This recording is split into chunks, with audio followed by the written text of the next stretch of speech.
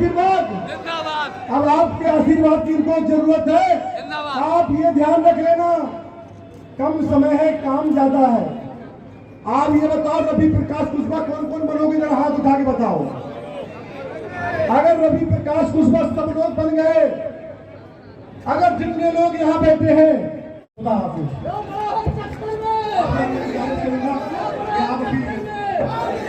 इसी क्रम में मैं 46 झांसी ललितपुर लोकसभा क्षेत्र के प्रत्याशी आदरणीय भाई रवि प्रकाश कुशवाहा जी से अनुरोध करूंगा कि अपनी बात रखें। जिंदाबाद जिंदाबाद।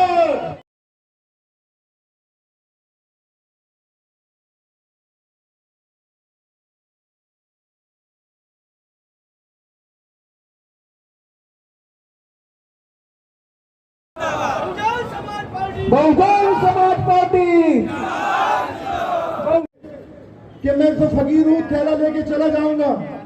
अरे भैया, फकीर को हमने थोड़ी ना बनाया था, हमने ये सोचा था हमें फकीरी से दूर निकालोगे। तुम तो जनता को फकीर बना के जा रहे हो। इसलिए सोचने वाला विषय है। आज वो धरती है, ये बहुत बुंदेलखंड की धरती, कि हमें लोगों को मेहनत से मुशक्कत से काम करना है।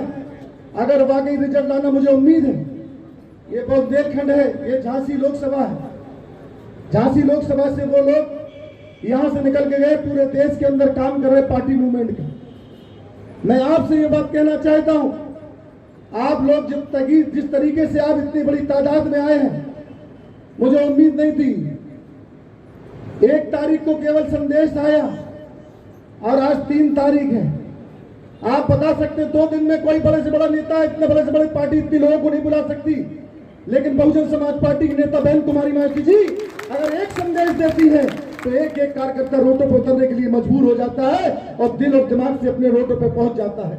तो मैं आप लोग जो आए हैं, अब मैं ये कहना चाहता हूं, आज की हालत जो है, आज भारतीय जनता पार्टी बहुत अच्छा मौका है। हम लोग बहुत पहले ये बात करते थे, क्या करते थे बताओ जरा, पुराने लोग बैठे हैं, 15 और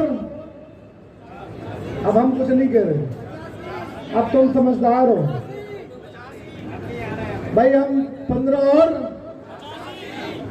और इस हालात में क्या आ गए, क्यों भाई बताओ जरा, इस हालात में क्या हुआ? तो आप वही काम कर लो फिर, गठबंधन किस बात का? हमें राजनीतिक गठबंधन से कोई फायदा नहीं है, हमें सामाजिक गठबंधन से फायदा। जब सामाजिक गठबंधन से सरकार, बहन जी ने अपने संगठन को चलाने के लिए कभी पूंजीपतियों उद्योगपतियों की तरफ हाथ नहीं फैलाया। इसलिए साथियों, ये बात हमें समझना है। इसलिए आज आपसे अपील कर रहे हैं कि हमारे पास उतना पैसा नहीं है, लेकिन साथियों इतना भी पैसा नहीं है कि हम कमजोर हैं, क्योंकि हमारे हर हाथ में वोट की ताकत है।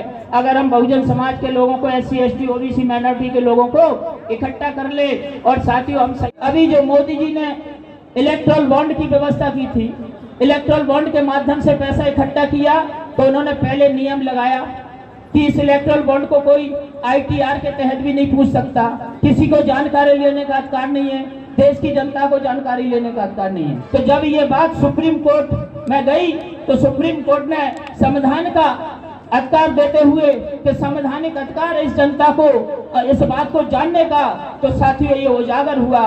तो मालूम पड़ा कि साथियों 16,000 करोड़ रुपए इलेक्ट्रल बॉन्ड के माध्यम से कंपनियों से लिए गए, ऐसी कंपनियों से लिए गए, उनसे जमा कराए गए कि जो कंपनियां घाटे में भी चल रही थी, लेकिन उन्होंने इलेक्ट्रल बॉन्ड में बहुत ही यानी दमदारी के साथ पैसा जमा किया। तो इस बात को आपको समझना